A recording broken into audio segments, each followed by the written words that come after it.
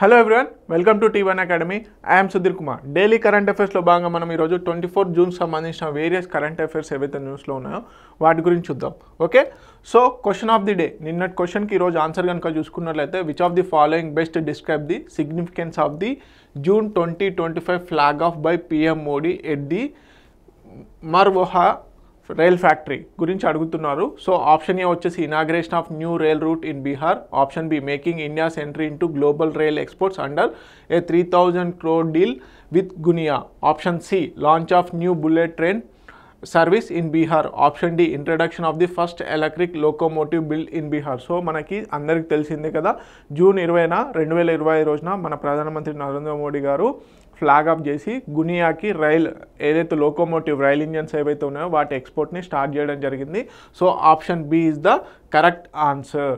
Okay, question of the day. So ఈరోజు question కనుక చూసుకున్నట్లయితే ఏంటో చూద్దాం. The global FDI and sustainable investment trends report is published by which organisation అంటున్నాడు. Okay, కింద ఇచ్చినటువంటి ఏ ఆర్గనైజేషను ఆ global FDI and sustainable investment రిపోర్ట్స్ని రిలీజ్ చేస్తుంది. సింపుల్గా వరల్డ్ ఇన్వెస్ట్మెంట్ రిపోర్ట్ ఏదైతే ఉందో సో దానికి సంబంధించి మనం నిన్న డిస్కస్ చేయడం జరిగింది కదా.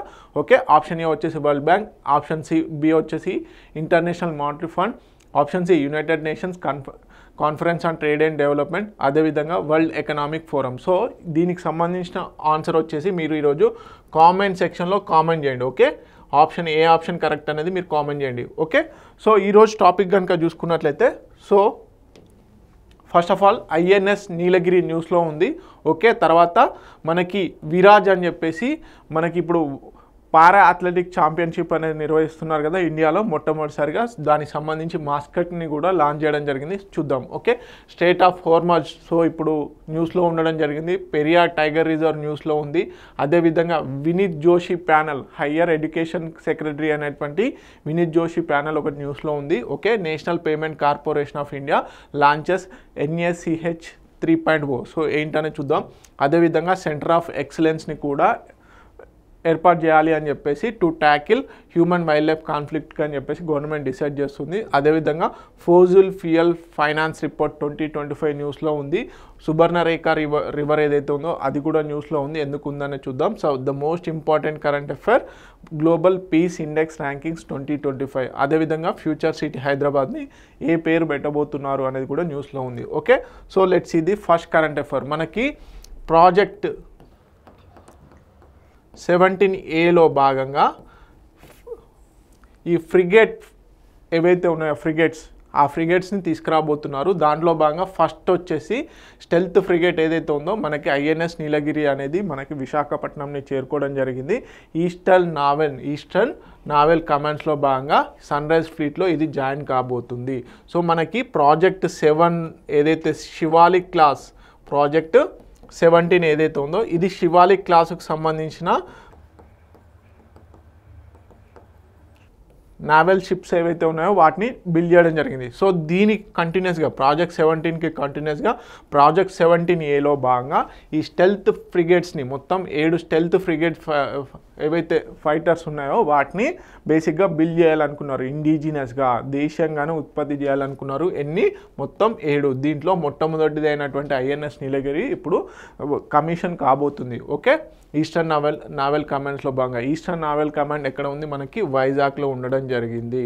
ఓకే, వైజాగ్లో ఉండడం జరిగింది. ఓకే, దీని స్పెషాలిటీస్ ఏంటి అనేది చూద్దాం. ఓకే, సో దీన్ని బిల్డ్ చేసిన వాళ్ళు ఎవరు? Mazagon Dock Shipbuilders Limited Mumbai, అదేవిధంగా Garden Reach Shipbuilders Engineers ఎవరైతే ఉన్నారో వీరు సంయుక్తంగా బిల్డ్ చేయడం జరిగింది. దాదాపుగా 75% ఆఫ్ ది ఈక్విప్మెంట్ ఏదైతే ఉందో దీంట్లో వాడిందంతా కూడా టెక్నాలజీ కానీ ఇతరత్ర మొత్తం కూడా స్టీల్ అదంతా కూడా ఇండిజినస్గా అంటే దేశంగా ఉత్పత్తి చేసిందే. సో ఈ ప్రాజెక్ట్ 17Aలో భాగంగా కూడా ఇదే మెయిన్ ఇంపార్టెంట్ అనమాట. సో దేశంగా ఉత్పత్తి చేసినటువంటి స్టెల్త్ ఫైటర్స్ ఏవైతే ఉంటాయో వాటిని వాడాలి అని చెప్పేసి, స్టెల్త్ ఫ్రిగేట్స్ ఏవైతే ఉంటాయో వాటిని వాడాలని చెప్పేసి ఈ ప్రాజెక్ట్ 17Aని చేశారు. సో మనకి ప్రాజెక్ట్ 17లో శివాలిక్ క్లాస్ ఏదైతే ఉందో దానికి ఫాలో అన్గా ఈ ప్రాజెక్ట్ 17Aని తీసుకురావడం జరిగింది. ఎన్హాన్స్డ్ స్టెల్త్ వెపన్స్ అండ్ సెన్సార్స్తో కూడుకున్నటువంటి మొత్తం దేశీయంగా తయారు చేసినటువంటి ఫ్రిగేట్స్ని ఇంట్రడ్యూస్ చేయబోతున్నారు. దాంట్లోనే మనకి INS నీలగిరి ఇప్పుడు ఎక్కడ విశాఖపట్నంలోని ఈస్టర్న్ నావల్ కమాండ్కి రావడం జరిగింది.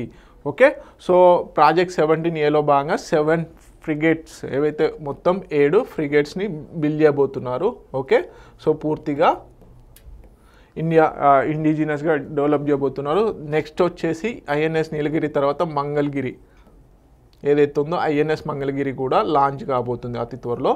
ఓకే, సో ఇప్పుడు with the platform management system. So already ఈ డెవలప్మెంట్ ఏది మెజగావ్ డాక్ షిప్ లిమిటెడ్, అదేవిధంగా మనకి garden Reach Shipbuilders engineers దగ్గర ఆల్రెడీ వేరియస్ స్టేజెస్లలో ఈ 7 ఏవైతే ఉన్నాయో frigate stealth frigate fighters, so అవి రెడీగా ఉన్నాయన్నమాట.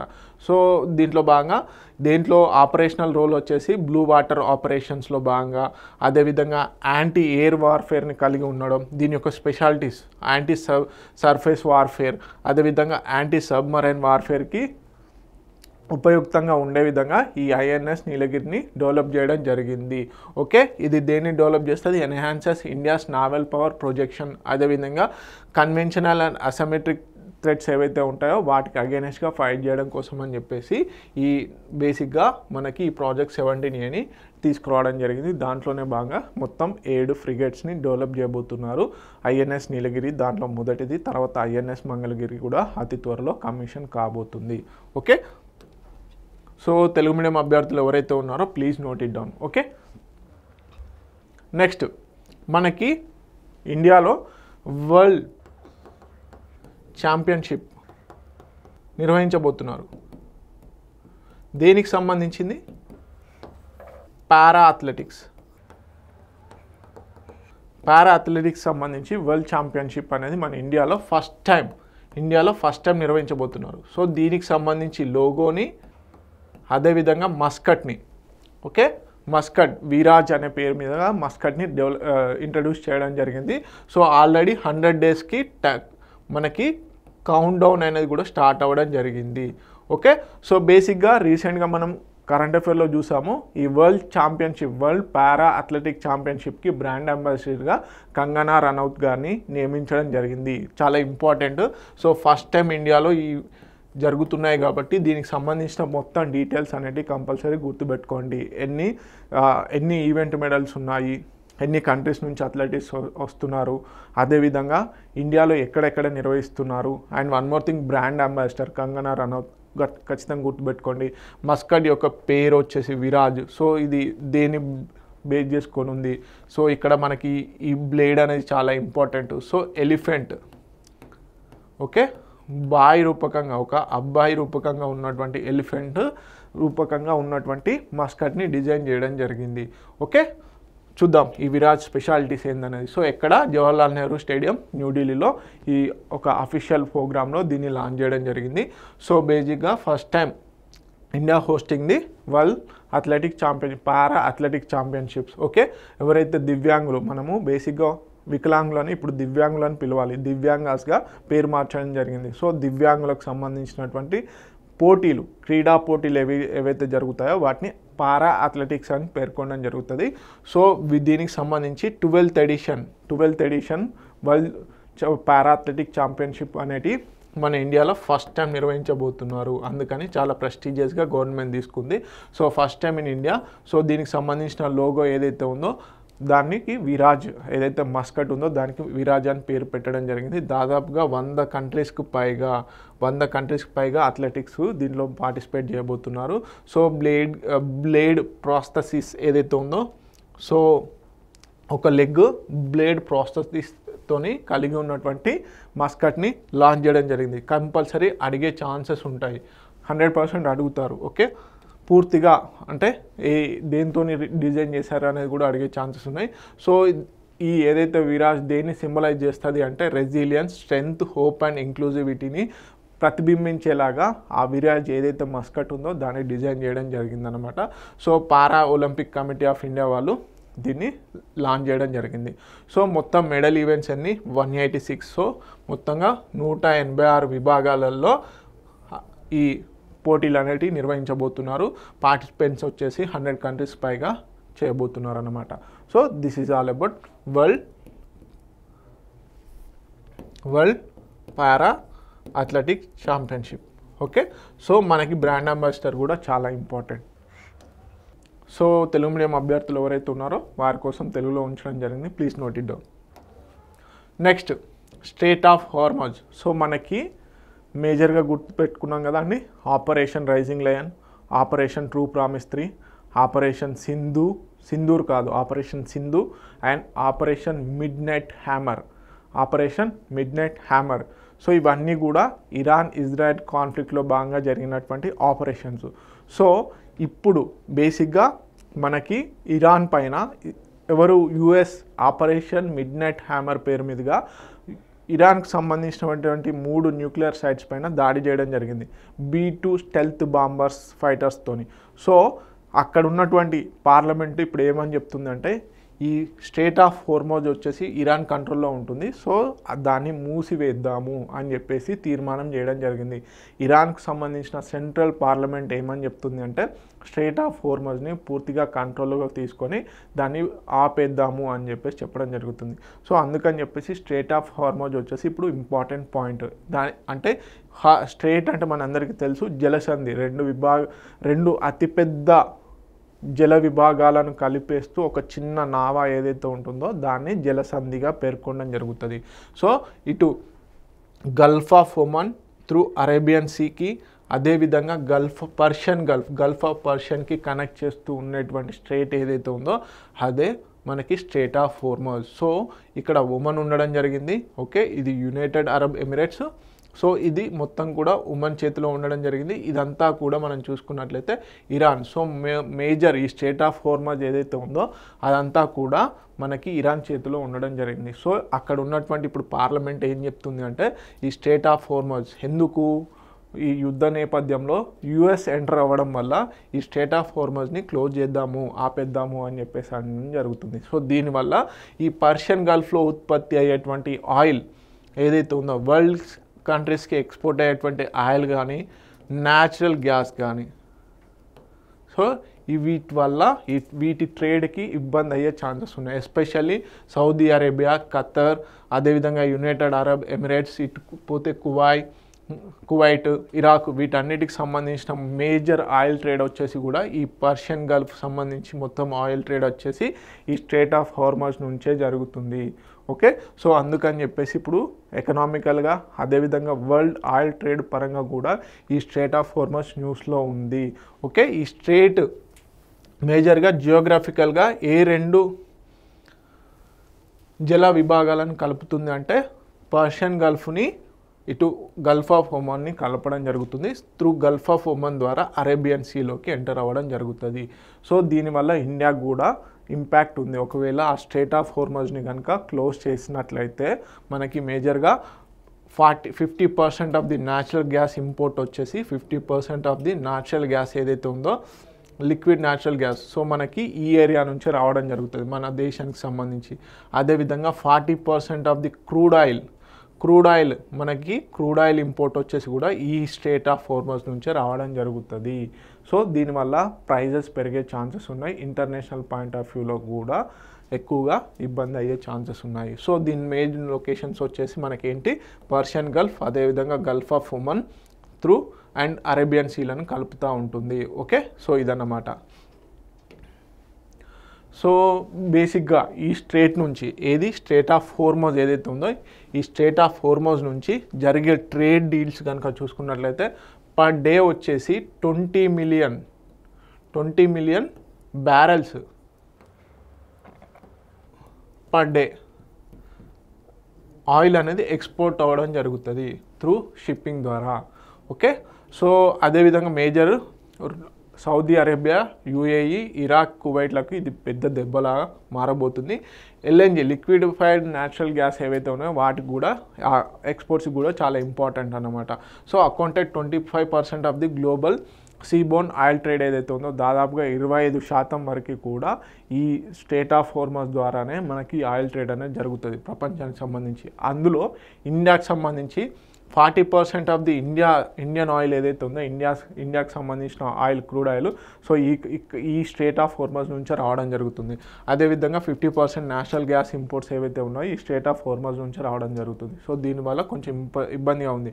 ట్రేడ్ డెఫిసిట్ వచ్చేసి as the world's third largest importer, oil ఇంపోర్టర్లో మనము third largest country. So energy prices may spike అన్నమాట. సో ఒకవేళ ఇలాంటి ఇబ్బంది కనుక వస్తే ఒకవేళ మనకి బేసిక్గా ప్రైజెస్ అనేవి ఇంక్రీజ్ అయ్యే ఛాన్సెస్ ఉన్నాయి. 1991 మనకు ఎల్పిజి రిఫార్మ్స్ ముందు ఏదైతే మనకి గల్ఫ్ కంట్రీస్ వార్ వల్ల కూడా ప్రైజెస్ అనేవి హైక్ అవ్వడం జరిగింది, ఆయిల్ ప్రైజెస్. కాకపోతే ఇక్కడ ఒక అడ్వాంటేజ్ ఏదంటే రష్యా నుంచి ఆయిల్ ఇంపోర్టు హ్యూజ్గా పెరగడం జరిగింది, ఇంక్రీజ్ అయింది. సో అదొక రకంగా మనకి ఇబ్బంది కాకుండా ఉంటుంది. కాకపోతే anyway it may show impact. Okay, so Telugu medium అభ్యర్థులు ఎవరైతే ఉన్నారో please note it down. So important points అనేవి చెప్తున్నాము, అదేవిధంగా నేను తెలుగులోనే ఎక్స్ప్లెయిన్ చేస్తున్నాను. సో తెలుగు మీడియం అభ్యర్థుల కోసం అని చెప్పేసి తెలుగులో స్లైడ్ కూడా ఉంచడం జరిగింది. సో ఈ ఇనిషియేటివ్ని అబ్జర్వ్ చేయండి, ఎందుకంటే మేము అటు తెలుగులో ఇటు ఇంగ్లీష్లో 2 స్లైడ్స్ ఇవ్వడం జరుగుతుంది కనుక మీరు వీడియో చూడడమే కాకుండా వీడియోని షేర్ చేయండి. సో స్టూడెంట్స్కి మేము ఏ విధంగా అయితే హెల్ప్ చేస్తున్నామో మీరు కూడా వీడియోని షేర్ చేయడం వల్ల ఎక్కువగా వ్యూస్ వస్తే మాకు కూడా ఒక ఎంకరేజ్మెంట్ లాగా ఉంటుంది. ఓకే, ఒక బూస్టర్ లాగా పనిచేస్తుంది అనమాట. Okay, next Periyar tiger reserve. So బేసిక్గా ఇక్కడ రీసెంట్గా ఒక సర్వే జరిగింది. ఈ సర్వేలో మనకి కొత్త స్పీసీస్ అనేటివి బయటపడ్డాయి అన్నమాట. దాదాపుగా కొత్త స్పీసీస్ 3 సరీసృపాలు, అదేవిధంగా 5 ఉభయచరాలు, 3 సరీసృపాలు అనేవి ఈ పెరియార్ టైగర్ రిజర్వ్ ఏదైతే లొకేట్ అయి ఉందో కేరళలో, కేరళకి తమిళనాడు బార్డర్కి ఈ పెరియార్ టైగర్ రిజర్వ్ అనేది ఉంది బార్డర్లో. సో అక్కడ రీసెంట్గా ఈ సర్వే అనేది నిర్వహించారు. దాంట్లో 5 ఉభయచరాలు ఓమ్నిఫోరస్, అదేవిధంగా మనకి 3 సరీసృపాలు ఏవైతే ఉన్నాయో అంటే పాము జాతికి సంబంధించినవి కొత్తగా ఇంక్లూడ్ చేయడం జరిగింది, అంటే కొత్తగా కనుగొని ఇంక్లూడ్ చేయడం జరిగింది. సో ఈ సర్వే వల్ల ఈ కొత్త ఏవైతే జీవులు కనుగొనబడ్డాయో ఇవేంటి ఇక్కడ ఉన్నటువంటి వైల్డ్ లైఫ్ రిచ్నెస్ని రిప్రజెంట్ చేస్తుంది. ఓకే, ఇక్కడ ఉన్నటువంటి జీవజాతుల యొక్క రిచ్నెస్ని రిప్రజెంట్ చేస్తుంది అనమాట. సో ఇలాంటి న్యూస్లో ఉన్నప్పుడు పెరియార్ టైగర్ రిజర్వ్ అంటే ఎస్పెషల్లీ పెరియార్ టైగర్ రిజర్వ్ అని కాదు, ఎనీ టైగర్ రిజర్వ్ న్యూస్లో ఉన్నప్పుడు అది ఎక్కడ ఏ స్టేట్లో లొకేట్ అయి ఉంది, అదేవిధంగా మనకి ఎన్నో టైగర్ రిజర్వ్, ఏ ఇయర్లో టైగర్ రిజర్వ్ కానీ నేషనల్ పార్క్గా కానీ డిక్లేర్ చేయబడింది అని చెప్పేసి కూడా గుర్తుపెట్టుకోవాలి. అక్కడ ఉన్నటువంటి ఇంపార్టెంట్ ఫ్లోరా అండ్ ఫానా కూడా గుర్తుపెట్టుకోవాలి. ఓకే, సో బేసిక్గా రీసెంట్గా హెప్టోఫానా సర్వే అనేది కండక్ట్ చేయడం జరిగింది ఈ పెరియార్ టైగర్ రిజర్వ్లో. సో దీంట్లో 5 న్యూ స్పీసీస్ అనేవి ఆంబిబియన్స్ ఏవైతే ఉన్నాయో మనకి ఉభయచరాలు అంటారు కదా ఆంబిబియన్స్, సో అవి కనుగొనడం జరిగింది. సో రెప్టైల్స్ ఏవైతే మనకు సరీసృపాలు అంటారో అవి మొత్తం 3 కనుగొనబడినవి. సో ఇప్పుడు ఇది మనకి అక్కడ ఉన్నటువంటి రిచ్నెస్ని చూపిస్తుంది. సో బేసిక్గా Periyar river, so Periyar river పేరు మీదుగానే మనకు పెరియార్ టైగర్ రిజర్వ్ అని పేరు పెట్టడం జరిగింది. సో మనకి ఇది ఇడుక్కి డిస్టిక్ ఎక్కడైతే ఉందో కేరళలో ఉన్నటువంటి ఇడుక్కి డిస్టిక్లో మనకి ఈ పెరియార్ టైగర్ రిజర్వ్ అనేది లొకేట్ అయి ఉండడం జరిగింది. So it is set high at cardamom hills, మనకి యాలకుల కొండలు అంటాం తెలుగులో అయితే. So cardamom hills and Pandalam hills ఏవైతే ఉన్నాయో వాటి మధ్యలో ఇది లొకేట్ అయి ఉండడం జరిగింది. సో ఎప్పుడు దీన్ని పెరియార్ టైగర్ రిజర్వ్ గుర్తించడం జరిగిందంటే 1982 మనకి ప్రాజెక్ట్ టైగర్ వచ్చేసి 1973లో తీసుకురావడం జరిగింది. దాంట్లో భాగంగానే 1982లో చేయడం జరిగింది. ఈ పెరియార్ టైగర్ రిజర్వ్ యొక్క ఏరియా వచ్చేసి అప్రాక్సిమేట్లీ 777 స్క్వేర్ కిలోమీటర్స్ ఉండడం జరిగింది.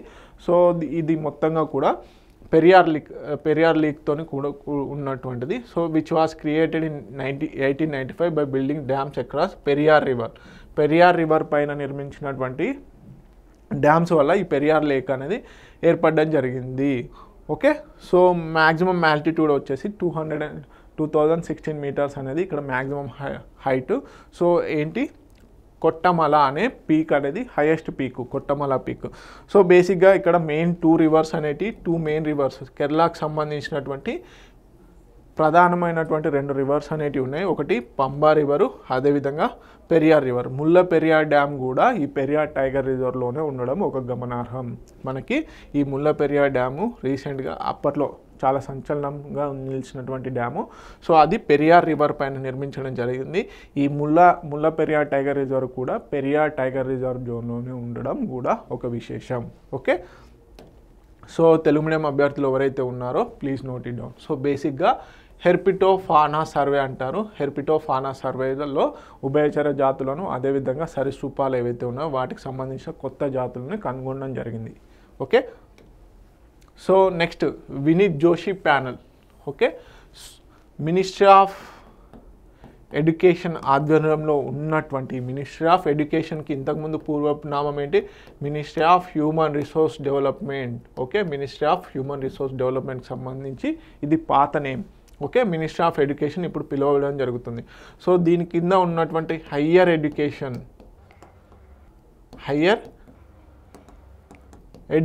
సెక్రటరీ ఎవరైతే ఉన్నారో ఆ సెక్రటరీ ఆధ్వర్యంలో ఎవరు? వినీత్ జోషి గారి ఆధ్వర్యంలో 9 మెంబర్స్తో కూడుకున్నటువంటి ఒక ప్యానల్ని ఏర్పాటు చేయడం జరిగింది. ఎందుకు అనేది క్వశ్చన్ ఇక్కడ గుర్తుపెట్టుకోవాలి. ఎందుకు అంటే మనకి కాంపిటేటివ్ ఎగ్జామ్స్ పాయింట్ ఆఫ్ వ్యూలో విద్య అనేది ప్రాపర్గా అందుతుందా లేదా, ఎలాంటి కాంట్రిబ్యూషన్ ఉంది అని చెప్పేసి స్టడీ చేయడం కోసం అని చెప్పేసి ఈ వినీత్ జోషి ప్యానల్ అనేది ఏర్పాటు చేయడం జరిగింది. పోటీ పరీక్షలకి ఏవైతే కోచింగ్ సెంటర్లు ప్రాపర్గా రన్ చేస్తున్నాయా లేదా ఒక డీటెయిల్ స్టడీ చేసి, అదేవిధంగా కోచింగ్ సెంటర్ల పైన ఆధారపడకుండా ఉండేందుకు ఎలాంటి ఇనిషియేటివ్స్ తీసుకురావాలి, ఎలాంటి ఎడ్యుకేషనల్ చేంజెస్ తీసుకురావాలి అని స్టడీ చేయడం కోసం అని చెప్పేసి ఈ వినీత్ జోషి ప్యానల్ని ఏర్పాటు చేయడం జరిగింది గవర్నమెంట్. సో వినీత్ జోషి గారు మినిస్ట్రీ ఆఫ్ ఎడ్యుకేషన్లో ఉన్నటువంటి హయ్యర్ ఎడ్యుకేషన్ సెక్రటరీగా పనిచేయడం జరుగుతుంది. ఓకే, వీరి ఆధ్వర్యంలో 9 మందితో కూడుకున్నటువంటి ఒక ప్యానల్ని ఏర్పాటు చేయడం జరిగింది. ఓకే, సో బేసిక్గా వచ్చేసి కోచింగ్ సెంటర్లలో అంటే పోటీ పరీక్షలకు నిర్వహించేటువంటి కోచింగ్ సెంటర్ల పైన స్టడీ చేయడం కోసం అని చెప్పేసి ఏర్పాటు చేయడం జరిగింది. Okay, the centre recently constituted a panel headed by the higher education secretary Vineet Joshi to suggest measures reduce dependency of students on coaching centres. Okay, so బేసిక్గా 10th కాగానే ఇంటర్ కాగానే ఈ ఐఐటి జేఈ కోచింగ్ సెంటర్స్ కానీ after graduation like competitive exams related coaching సెంటర్స్లో కానీ depend అయ్యేదాన్ని తగ్గించాలి. Students ఏదైతే ఈ కోచింగ్ సెంటర్స్ పైన డిపెండ్ అవుతున్నారో దాన్ని తగ్గించాలి అని చెప్పేసి దానికంటూ ఒక డీటెయిల్ స్టడీ ప్యానల్ ఉండాలి అని చెప్పేసి వినీత్ జోషి గారి ఆధ్వర్యంలో ఏర్పాటు చేయడం జరిగింది. So under union education ministry ఎంతమంది మెంబర్స్? మొత్తం ఈ ప్యానల్లో 9 మెంబర్స్ ఉండడం జరిగింది. Okay, so to suggest measures to reduce dependency of students on coaching centres and assess the effectiveness and fairness of competitive entrance examinations, especially entrance examinations like IIT JEE, suppose EAMCET, NEET ఇలాంటి వాటిలలో coaching లేకుండా బేసిక్గా coachings అనేవి ఎక్కువ coaching centres అనేవి ఎక్కువ అవుతున్నాయి. So వాటిపైన డిపెండ్ అవ్వకుండా ఎలాంటి సజెషన్స్ చేస్తారు అని చెప్పేసి ఒక డీటెయిల్ స్టడీ కోసం అని చెప్పేసి ఈ ప్యానల్ని ఏర్పాటు చేయడం జరిగింది. Terms of reference for the panel includes the examination of the reasons behind the emergence of dummy schools. So బేసిక్గా మనం చూస్తూ ఉంటాం డమ్మీ స్కూల్స్ అంటే ఇక్కడ ఒక స్కూల్ పేరు పైన పెడతారు, స్కూల్ అనేది ఎస్టాబ్లిష్ చేస్తారు, ఒక నార్మల్ స్కూల్. కాకపోతే యాక్చువల్లీ దీంట్లో ఐఐటి జేఈఓ నీట్కి సంబంధించిన కోచింగ్ అనేది ఇస్తూ ఉంటారు. సో యాక్చువల్ సిలబస్ చెప్పకుండా అక్కడ సిలబస్ కంప్లీట్ చేసుకుని ఐఐటి జేఈ లాంటి నీట్ లాంటి కోచింగ్స్ ఇస్తూ ఉంటారు. సో అలాంటి డమ్మీ స్కూల్స్ని ఐడెంటిఫై చేయడము, సో వాటి ఎస్టాబ్లిష్ కాకుండా ఎలాంటి నియంత్రణ చేపట్టాలి అని చెప్పేసి స్టడీ చేయమని చెప్పేసి కూడా చెప్పడం జరిగింది. ఓకే, సో ఈ విధంగా అనమాట. సో తెలుగు మీడియం అభ్యర్థులు ఎవరైతే ఉన్నారో please note it down. Next National Payment Corporation of India NACH 3.0ని లాంచ్ చేయడం జరిగింది. సో ఇక్కడ నాచ్ అంటే ఏంటి? ఫస్ట్ ఆఫ్ ఆల్ మనకి National Payment Corporation of India తరచుగా న్యూస్లో చూస్తాం. మనకి యూపీఐ పేమెంట్స్ కానీ వీటికి సంబంధించి ఎవరు national Payment Corporation of India వాళ్ళు చూసుకోవడం జరుగుతుంది. సో ఇప్పుడు ఈ నాచ్ 3.0 అంటే బేసిక్గా నాచ్ అనే సిస్టమ్ ఉంది, కానీ దాంట్లో వర్షన్ వచ్చేసి 3.0ని అప్గ్రేడ్ చేయడం జరిగింది. నాచ్ యొక్క అప్గ్రేడేషన్ 2.0 నుంచి 3.0కి జారింది. ఓకే, పెరిగింది. సో ఇది డిఫరెంట్ స్టోరీ. యాక్చువల్లీ నాచ్ అంటే ఏంటి అది తెలియాలి కదా, NACH. So a centralised system for bulk recurring payments such as salaries, pensions, EMI, subsidies and e mandates ఏవైతే ఉంటాయో, యూటిలిటీ బిల్స్ ఏవైతే ఉంటాయో వాటికంటూ ఒక ట్రాన్సాక్షన్ ఫెసిలిటీ ఉంటుంది. అదే నాచ్. మనము బేసిక్గా బల్క్ శాలరీస్ పే చేయడము, లేకపోతే యూటిలిటీ బిల్స్ ఇలాంటివి పే చేస్తూ ఉంటాం బల్క్గా. సపోజ్ ఒక అపార్ట్మెంట్ ఉంది, దాంట్లో ఒక 10-15 కరెంట్ బిల్స్ ఉంటాయి, లేకపోతే 20 కరెంట్ బిల్స్ ఉంటాయి. సో అలాంటి బిల్స్, యూటిలిటీ బిల్స్ పే చేయడం కోసం అని చెప్పేసి బల్క్ ఈఎంఐస్ పే చేయడం. ఒక కంపెనీ ఉంటుంది, దానికి ఎవ్రీ మంత్ 5th ఒక 12 EMIలో 20 EMIలో కట్టాల్సి ఉంటుంది based upon the requirement. So at a time pay చేసేందుకు ట్రాన్సాక్షన్ ఇష్యూస్ రాకుండా ఈ నాచ్ అనే ప్లాట్ఫామ్ యూజ్ అవుతుంది. సో దీన్ని డెవలప్ చేసింది ఎవరు అంటే national Payment Corporation of India.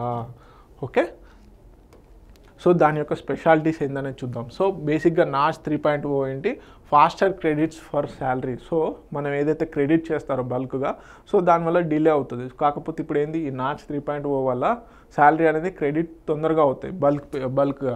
So EMIs, అదేవిధంగా small investment programs, real time alerts అనేటివి క్విక్గా అయ్యేందుకు ఛాన్సెస్ ఉన్నాయి. PGP ఎన్క్రిప్షన్, మల్టీఫ్యాక్టర్ అథెంటికేషన్, అదేవిధంగా audit trails for enhanced data security, especially data security. ఇప్పుడు ఉన్నటువంటి ప్రపంచంలో డాటా సెక్యూరిటీ సైబర్ అటాక్స్ కాకుండా ఉండేందుకు మెయిన్ రీజన్. అదేవిధంగా role based access control and disabling plain text files ఏవైతే ఉంటాయో వాటన్నిటిని తీసివేయడము. అదేవిధంగా enhanced graphical interference, dashboard and self service features అనేటివి ఈ నాచ్ 3.0 యొక్క సొంతం.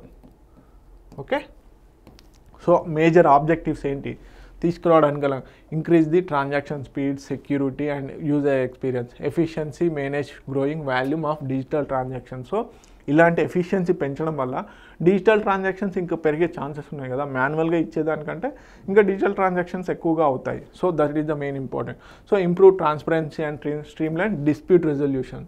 ఓకే, డిస్ప్యూట్ రెజల్యూషన్స్ అంటే ఏవైతే ఉన్నాయో డిస్ప్యూట్స్ వాటిని ఈజీగా ట్రాక్ చేయవచ్చు అనమాట. So major benefits to consumers ఎవరు, ఫాస్టర్ ట్రాన్సాక్షన్స్, అదేవిధంగా especially during peak banking hours, instant alerts for better financial awareness, ఇవన్నీ కూడా 3.0 యొక్క మేజర్ అడ్వాన్స్మెంట్స్ అన్నమాట.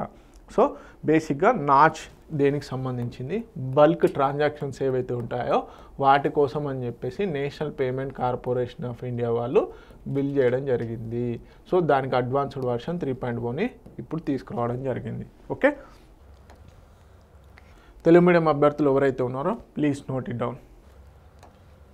Next, government to set up centre of excellence for human wildlife conflict.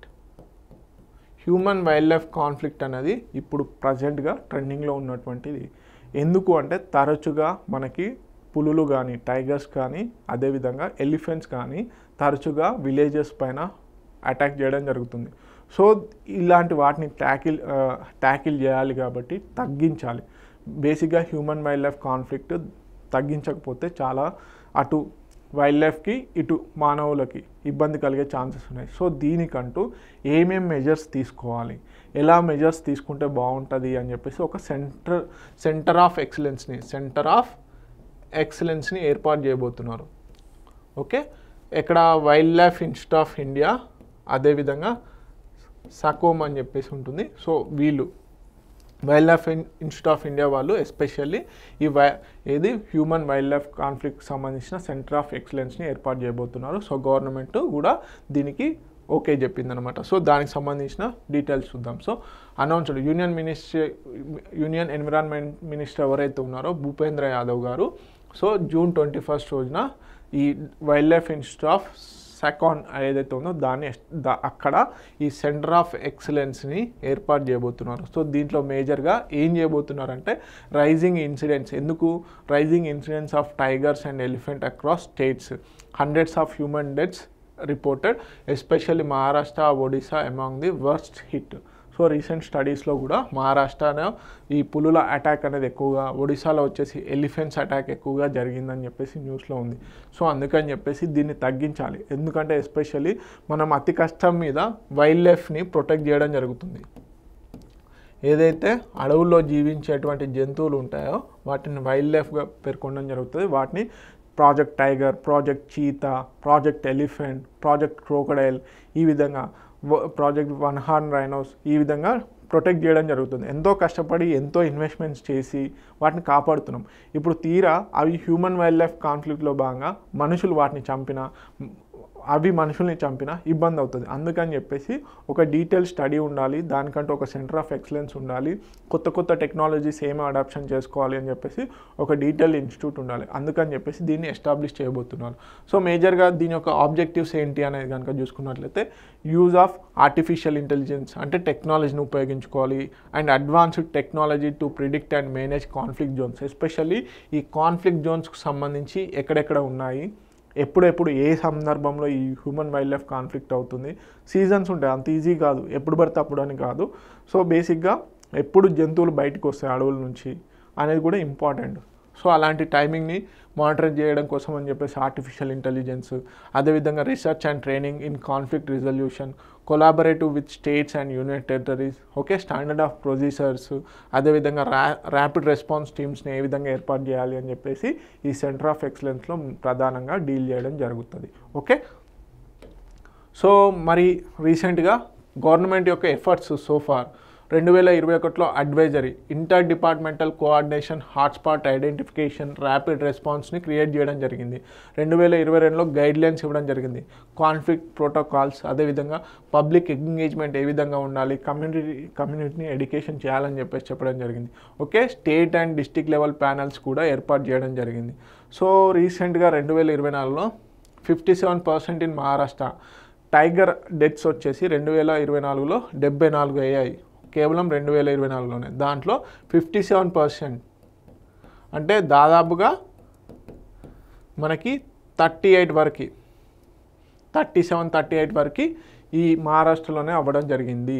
Elephant deaths వచ్చేసి 628, కేవలం 2023-24లోనే 628 చనిపోవడం జరిగింది. ఎస్పెషల్లీ ఎక్కువగా ఒడిశాలో, వెస్ట్ బెంగాల్లో, జార్ఖండ్లో ఎక్కువగా అవ్వడం జరిగింది.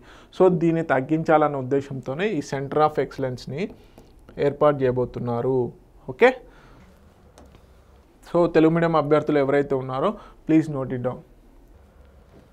Next, Faasil fuel finance report 2025. So Faasil fuel finance report 2025 దేనికి సంబంధించిందంటే ఆయా బ్యాంక్స్, ప్రపంచంలో ఉన్నటువంటి బ్యాంక్ ఏవైతే ఉన్నాయో అవి బేసిక్గా ఇన్వెస్ట్మెంట్ కోసం అని చెప్పేసి, ఈ ఫాజిల్ ఫ్యూయల్ ఎక్స్ట్రాక్ట్ కోసం ఇన్వెస్ట్మెంట్స్ ఏవైతే ఉంటాయో వాటికి ఇచ్చే లోన్స్ సంబంధించినటువంటి రిపోర్టు ఏది, Faasil fuel finance report. So ఈ ఫాజిల్ ఫ్యూయల్స్ ఎక్స్ట్రాక్షన్కి ఏ విధంగా ఫైనాన్స్ జరుగుతుంది, ఎవరెవరు ఎంత ఖర్చు పెడుతున్నారు, ఏ బ్యాంక్ ఎక్కువ సపోర్ట్ చేస్తుంది అని చెప్పేసి బేసిక్గా ఒక డీటెయిల్ రిపోర్ట్ అన్నమాట. సో దీనికి సంబంధించి హైలైట్స్ చూద్దాం.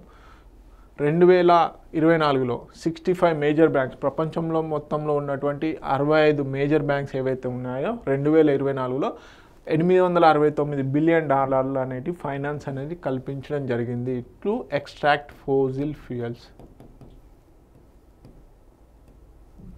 ఓకే, సో ప్రపంచం మొత్తం మీద కూడా ఈ ఫైనాన్స్ అంటే బేసిక్గా ఎక్స్ట్రాక్షన్కి కావాల్సినటువంటి మనీ అనేది ఎంత, $869 బిలియన్ అనేది 65 బ్యాంకుల ద్వారా సమకూరడం జరిగింది.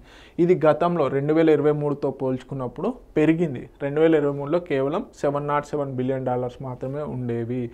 ఓకే, సిన్స్ ప్యారిస్ అగ్రిమెంట్ నుంచి మనకి 2015లో ప్యారిస్ అగ్రిమెంట్ ఏదైతే జరిగిందో, అంటే ఇక్కడ ఏమని అగ్రిమెంట్ జరిగింది మనకి, బేసిక్గా గ్లోబల్ వార్మింగ్ వచ్చేసి ఎంతకి 1.5 డిగ్రీ సెంటిగ్రేడ్ వరకు మాత్రమే రిస్ట్రిక్ట్ చేయాలి 2100 కల్లా అని చెప్పేసి, క్లైమేట్ చేంజ్కి అని చెప్పేసి ఒక ఒప్పందం చేసుకున్నాం కదా, conference of parties United Nation framework convention and climate చేంజ్లో భాగంగా.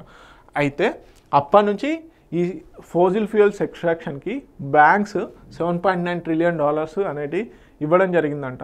అంటే ఒక దిక్కేమో మనము పర్యావరణానికి సంబంధించి సంరక్షించాలి అనుకుంటున్నాము. సో ఆ పర్యావరణానికి హాని కలిగించేటువంటి ఫోజిల్ ఫ్యూయల్స్ ఏవైతే ఉంటాయో వీటికి సంబంధించి ఫైనాన్స్ కూడా ఇవ్వడం జరుగుతుంది. అంటే వాటి ఎక్స్ట్రాక్షన్ కూడా ఫైనాన్స్ ఇస్తున్నామని చెప్పేసి ఇక్కడ ఇండైరెక్ట్గా చెప్తున్నారు.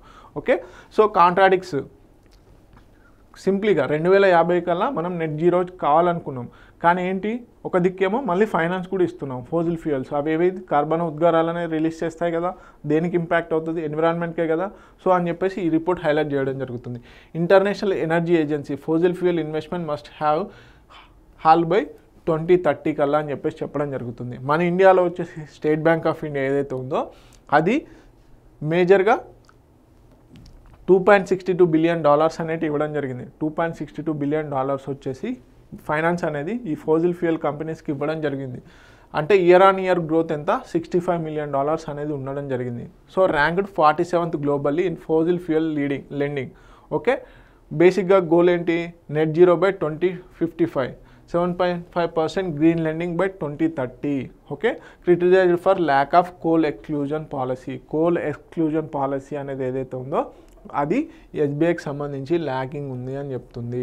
ఓకే, జేపీ మోర్గాన్ చేస్ వచ్చేసి $53.5 బిలియన్ అనేది ఆ ఒక్క బ్యాంకే ఇవ్వడం జరిగింది. ఓకే, టాప్ లెండర్ అది. ఓకే, సో ఈ విధంగా మనకి ఫోజిల్ ఫ్యూయల్ ఫైనాన్స్ రిపోర్ట్ అనేది ఉండడం జరిగింది. ఎస్పెషల్లీ ఇండియా నుంచి ఎస్బీఐ టాప్లో ఉంది, వరల్డ్లో జేపీ మోర్గాన్ అనేది ఉంది.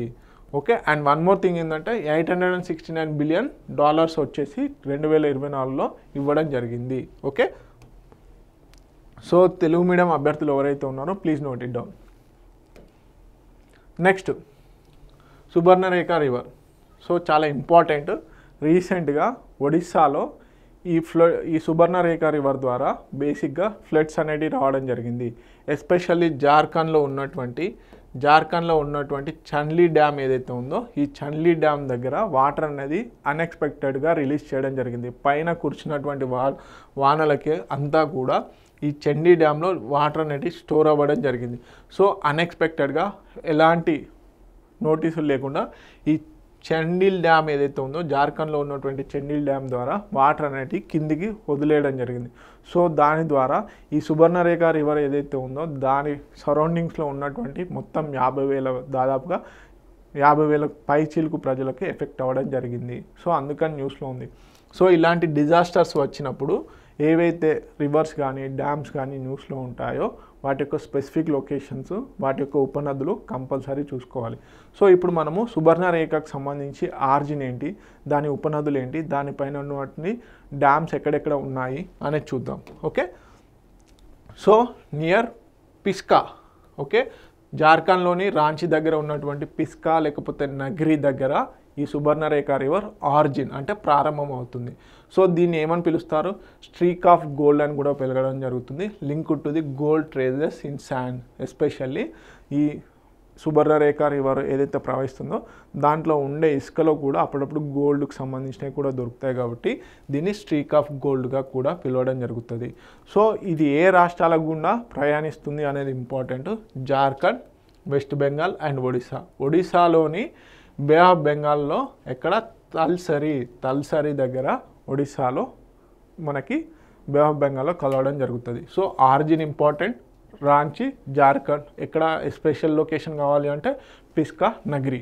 ఓకే, మనకి బే ఆఫ్ బెంగాల్లో కలవడం జరుగుతుంది. ఒడిశాలో మొత్తంగా 395 కిలోమీటర్లు ప్రయాణం చేస్తుంది. సో డ్రైనేజ్ ఏరియా అంటే క్యాచ్మెంట్ ఏరియా వచ్చేసి 18,951 స్క్వేర్ కిలోమీటర్స్. సో ఈ బేసిక్గా ఇక్కడ ఫేమస్ వాటర్ ఫాల్ అనేది ఉంది జార్ఖండ్లో, హుండ్రూ ఫాల్స్. ఇది 98 మీటర్స్ ఎత్తు నుంచి ఫాల్ అవ్వడం జరుగుతుంది. అది ఈ సుబర్ణరేఖ రివర్ పైన ఉండడం జరిగింది. సో మనకి స్టాటిక్ జాగ్రఫీ ఏదైతే ఉందో దాంట్లో ఈ సుబర్ణరేఖ రివర్ ఇంపార్టెంట్. ఓకే, దాని మీద ఉన్నటువంటి ఈ వాటర్ ఫాల్స్ కానీ ఆరిజిన్ కానీ మనకి అదేవిధంగా ఎక్కడ సముద్రంలో కలుస్తుంది అనేది ఇంపార్టెంట్. సో బేసిక్గా దీని యొక్క ప్రధాన ఉపనదులు ఏంటంటే కర్కాయ్, ఓకే, జంషెడ్పూర్ దగ్గర కర్కాయ్, అదేవిధంగా Kanchi, Roro, okay, Dulunga, Kodia and Damra and other ఏవైతే ఉన్నాయో అవి ప్రధానమైనటువంటి ఉపనదులు. ఇవి కంపల్సరీ గుర్తుపెట్టుకోండి. కర్కాయ్, కంచి, రోరో, దులుంగా అండ్ కొడియా, దమ్రా వచ్చేసి సుబర్ణరేఖ అనే రివర్ యొక్క ప్రధాన ఉపనదులు. Okay, independent river system, not a tributary of any major river. Okay, so ఈ సుబర్ణరేఖ రివర్ వచ్చేసి దేనికి ఉపనది కాదండి. ఓకే, అదే ప్రధానమైనటువంటి నది. ఓకే, సో టైప్ వచ్చేసి ఈ చండిల్ డ్యామ్ ఏదైతే ఉందో, ఈ చండిల్ డ్యామ్ వచ్చేసి మనకి స్పెషల్గా ఎక్కడ ఉంది, జార్ఖండ్లో ఉండడం జరిగింది. సో దీన్ని దేనిపైన నిర్మించారు అంటే సుబర్ణరేఖ రివర్ పైన. ఓకే, ఇది మల్టీపర్పస్ డ్యామ్ అండి, ఇరిగేషన్ అండ్ టూరిజం పర్పస్లో నిర్మించింది. సో లొకేషన్ వచ్చేసి చండిల్. ఓకే, బేసిక్గా జార్ఖండ్. సో సుబర్ణరేఖ రివర్ పైన నిర్మించడం జరిగింది. నియర్ కాన్ఫ్లుయెన్స్ విత్ ది ఈ కర్కోయ్ రివర్ ఏదైతే ఉందో, కర్కోరి రివర్. సో ఆ కర్కోరి రివర్ కలిసే చోట మనకి ఈ మనకి చండ్లీ డ్యామ్ అనేది నిర్మించడం జరిగింది. Okay, key water resource project and local అట్రాక్షన్కి ఇది బాగా ఉందన్నమాట.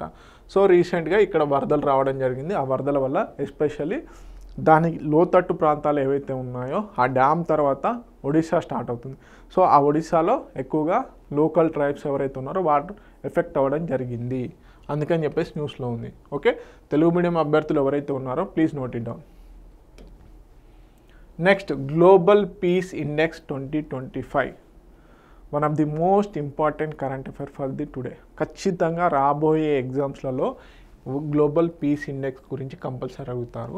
సో ఇలాంటి ఇండెక్సెస్ అండ్ రిపోర్ట్స్ న్యూస్లో ఉన్నప్పుడు మనం గుర్తించాల్సింది ఏంటంటే టాప్ కంట్రీస్ ఏంటి, లీస్ట్ కంట్రీస్ ఏంటి, ఇండియా యొక్క ర్యాంకింగ్ ఎంత, అదేవిధంగా ఎవరు పబ్లిష్ చేస్తున్నారు అనేది ఫస్ట్ పాయింట్. ఎన్ని కంట్రీస్ పబ్లిష్ చేస్తున్నారు అంటే మొత్తంగా ఎన్ని కంట్రీస్ కలిపి ఈ రిపోర్ట్ ఇస్తున్నారు, అదేవిధంగా టాప్ కంట్రీస్ ఏంటి, లీస్ట్ కంట్రీస్ ఏంటి, ఇండియా యొక్క పొజిషన్ ఏంటి, అండ్ ఇంకా లోతుగా వెళ్తే ఏమేం ఆబ్జెక్టివ్స్ తీసుకుంటున్నారు అంటే కొన్ని స్టాండర్డ్స్ తీసుకొనే కదా ఏదో ఒక రిపోర్ట్ ఇచ్చేది, ఆ స్టాండర్డ్స్ ఏంటి అనేది కూడా ఇంపార్టెంట్. సో బేసిక్గా దీన్ని ఎవరు పబ్లిష్ చేస్తారు, Institute for Economics and Peace, ఆస్ట్రేలియాకి సంబంధించినటువంటి ఒక organisation. Okay, non profit organisation, ఆస్ట్రేలియాకి సంబంధించి ఏదైతే Institute for Economics and Peace అనే ఆర్గనైజేషను ఎవ్రీ ఇయర్ కూడా గ్లోబల్ పీస్ ఇండెక్స్ని రిలీజ్ చేయడం జరుగుతుంది.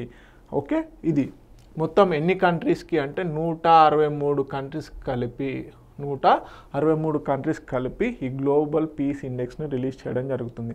సో గత కొద్ది సంవత్సరాల నుంచి ఈ గ్లోబల్ పీస్ ఇండెక్స్లో ఇండియా యొక్క ర్యాంక్ అనేది అభివృద్ధి చెందుతూ వస్తుంది. అంటే లీస్ట్ నుంచి కొంచెం పర్ఫార్మెన్స్ పెంచుకుంటూ వెళ్తుంది.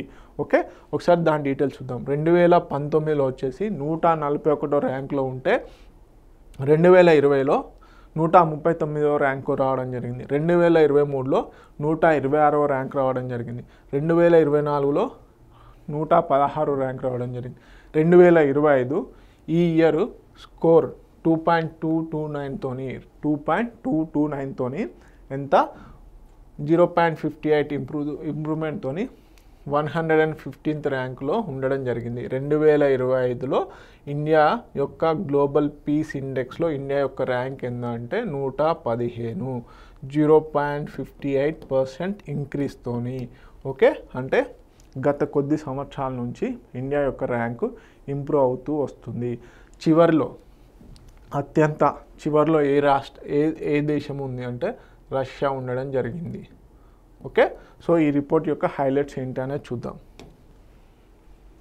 Annual report by the Institute for Economics and Peace ఎప్పటి నుంచి 2007 నుంచి ఇవ్వడం జరుగుతుంది. ఓకే, ఎన్ని కంట్రీస్కి ఇవ్వడం జరుగుతుంది, 163 కంట్రీస్కి ఇవ్వడం జరుగుతుంది.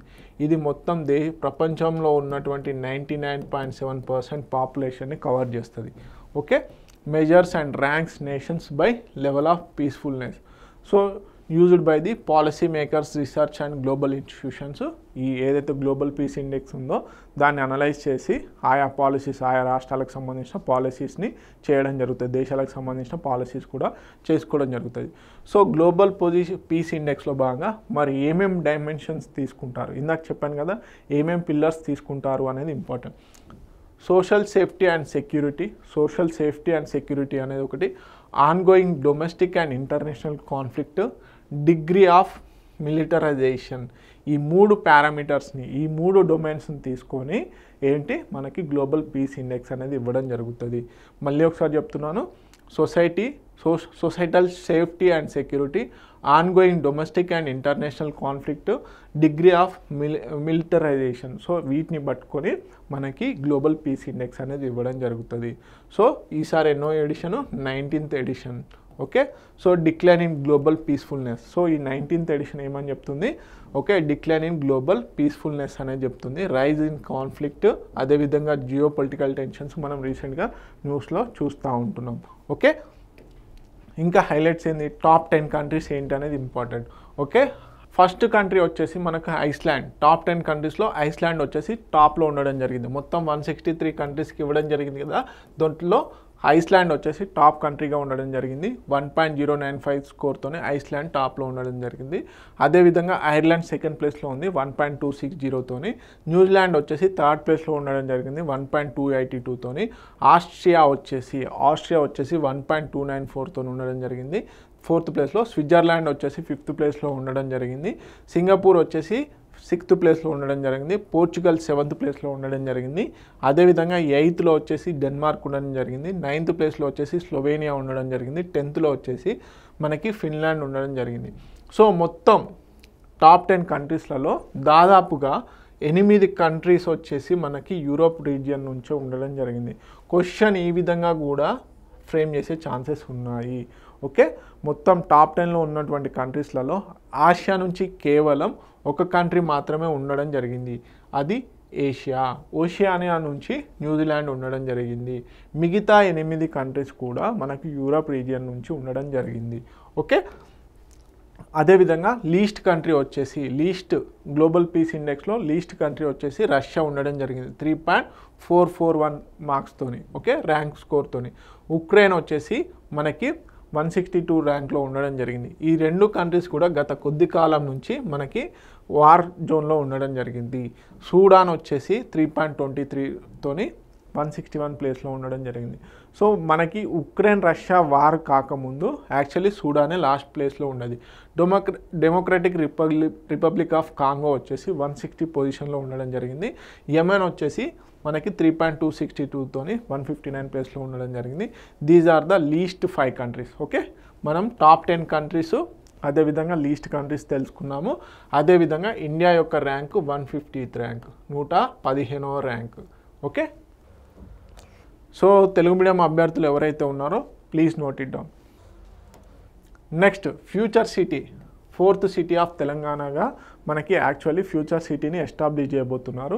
సో దానికి భారత్ ఫ్యూచర్ సిటీగా పేరు పెట్టబోతున్నారు. భారత్ ఫ్యూచర్ సిటీగా 4వ నగరం. ఓకే, రాష్ట్ర ప్రభుత్వం తలబెట్టిన 4వ నగరానికి 4th సిటీ ఏదైతే ఉందో బేసిక్గా artificial intelligence, okay, internet of థింగ్స్తో కూడుకొని నెట్ జీరో కార్బన్ ఎమిషన్స్ అంటే కార్బన్ ఉద్గారాలు మొత్తంగా లేకుండా ఈ సిటీని దాదాపుగా 30,000 ఎకరాల్లో నిర్మించబోతున్నారు. ఓకే, మనకి హైటెక్ సిటీ లాగా, ఫైనాన్షియల్ డిస్ట్రిక్ట్ లాగా ఇంకొక 4th సిటీని రాబోతుంది.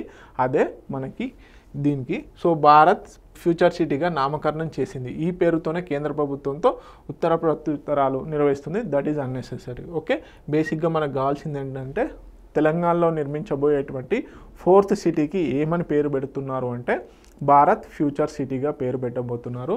సో బేసిక్గా దీని యొక్క స్పెషాలిటీ చూద్దాం.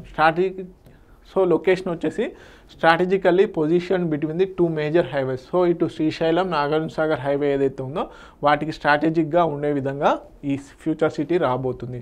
దాదాపుగా 30,000 ఎకరాలలో ఈ ఫ్యూచర్ సిటీ 4th సిటీని నిర్మించబోతున్నారు. ఓకే, ఆర్టిఫిషియల్ ఇంటెలిజెన్స్ బేస్ చేసుకొని, ఇంటర్నెట్ ఆఫ్ థింగ్స్ను బేస్ చేసుకొని. సో దీంట్లో భాగంగా రెసిడెన్షియల్, కమర్షియల్, ఇండస్ట్రియల్, అదేవిధంగా రీక్రియేషనల్, గ్రీన్ జోన్స్ని కూడా నిర్మించబోతున్నారు. So a net zero city concept అనే దాన్ని తీసుకురాబోతున్నారు. Okay, zero emissions, energy neutrality and sustainable waste management ఇవన్నిటిని కూడా దీంట్లో భాగంగా చేయబోతున్నారు అన్నమాట. సో దీనికంటూ ఫ్యూచర్ సిటీ డెవలప్మెంట్ అథారిటీ మనకు జిహెచ్ఎంసీలో భాగంగా మనకి హెచ్ఎండిఏ ఏ విధంగా అయితే ఉందో ఆ విధంగా ఫ్యూచర్ సిటీ డెవలప్మెంట్ అథారిటీని కూడా దీన్ని తీసుకురాబోతున్నారు. సో మేజర్గా innovation hubs, for artificial intelligence, life sciences, financial technology, smart టెక్నాలజీస్తో కూడుకున్నటువంటి మొత్తం ఇండస్ట్రీస్ అనేటివి ఇక్కడ ఎస్టాబ్లిష్ చేయబోతున్నారు. ఓకే, మొత్తం ఒక అడ్వాన్స్డ్ టెక్నాలజీతో కూడుకున్నటువంటి ఒక సిటీని సపరేట్గా బిల్డ్ చేయబోతున్నారు. దానికి 4th సిటీ అని పేరు పెట్టడం జరిగింది.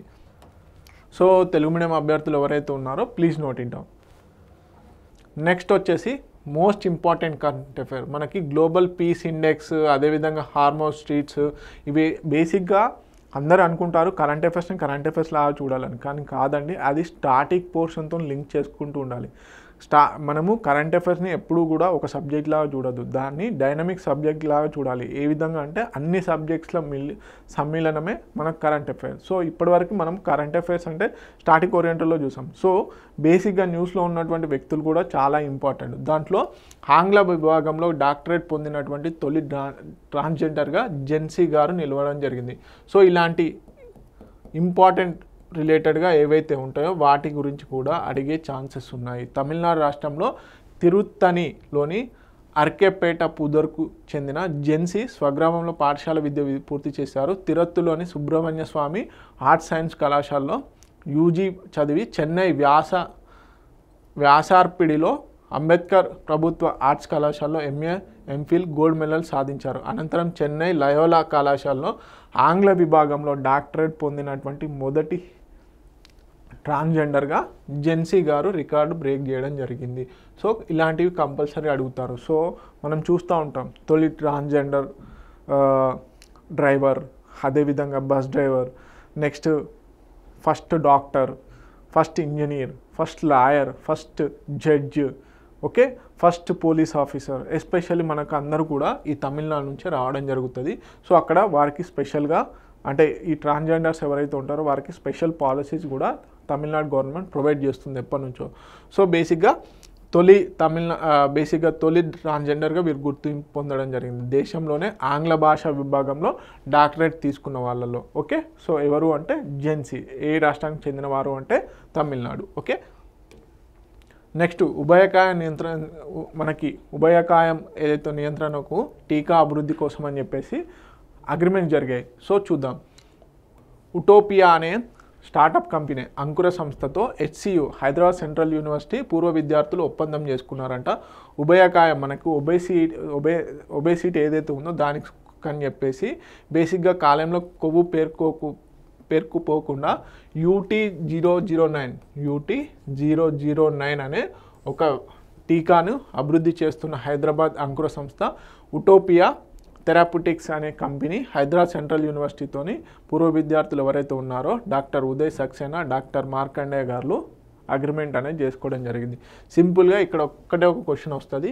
ఇటీవల కాలంలో హైదరాబాద్కు సంబంధించి ఏ అంకుర సంస్థ HCUతోని ఉభయకాయాన్ని నిరోధించడం కోసం అని చెప్పేసి టీకాను డెవలప్ చేయాలి అనుకుంది అంటే అది ఉటోపియా అంకుర సంస్థ. లేకపోతే టీకా పేరు అడిగితే UT009 అంతే. ఓకే, నెక్స్ట్ బాలల రక్షణలో తెలంగాణ టాప్లో ఉందని చెప్పేసి ఒక రిపోర్ట్ రావడం జరిగింది. ఒక నాన్ గవర్నమెంటల్ ఆర్గనైజేషన్ NGO ఏదైతే ఉందో అది సర్వే చేసి చెప్పడం జరిగింది.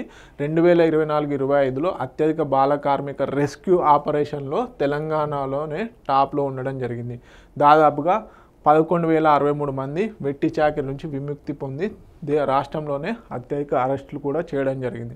సో దేశవ్యాప్తంగా బాలల హక్కుల ఉల్లంఘనలకు సంబంధించి 2024-25లో నమోదైన కేసులు, కాపాడిన బాలల విషయంలో తెలంగాణ తొలి స్థానం ఉందని ఇండియా చైల్డ్ ప్రొటెక్షన్ అనే స్వచ్ఛంద సంస్థ NGO నిర్వహించినటువంటి సర్వేలో వెల్లడైంది. సో బాల కార్మికులు, యాచక, లైంగిక దోపిడీకి సంబంధించి నమోదైన కేసులో విముక్తి పొందిన వారిలో 90% మంది బాల కార్మికులేనని, అందులో అత్యధికంగా తెలంగాణ నుంచి 11,063 మంది తెలంగాణలో ఉన్నారని చెప్పడం జరిగిందనమాట. సో నివేదికలోని ప్రధాన అంశాలు కనుక చూసుకున్నట్లయితే 2024-25 దేశవ్యాప్తంగా 27,320 రెస్క్యూ ఆపరేషన్లు నిర్వహించారు. అందులో అత్యధికంగా తెలంగాణలో 7,632 రెస్క్యూ ఆపరేషన్స్ చేశారంట. అంటే మొత్తం దేశం మొత్తం మీద 27 జరిగితే కేవలం తెలంగాణలోనే 7,632 చేయడం జరిగింది. యూపీలో 2,469, తర్వాత రాజస్థాన్లో 2453, మధ్యప్రదేశ్లో 2335 రెస్క్యూ ఆపరేషన్స్ అనేవి జరిగాయి. ఓకే, 86% బాల కార్మికులకు సంబంధించిన కేసులే ఉన్నాయంట. ఓకే, వివిధ ప్రభుత్వ సంస్థలు ఎన్జిఓలు కలిపి రక్షించిన వారిలో 44,902 మంది ఉండగా బాలల్లో 90% మంది బాల కార్మికులే ఉన్నారంట.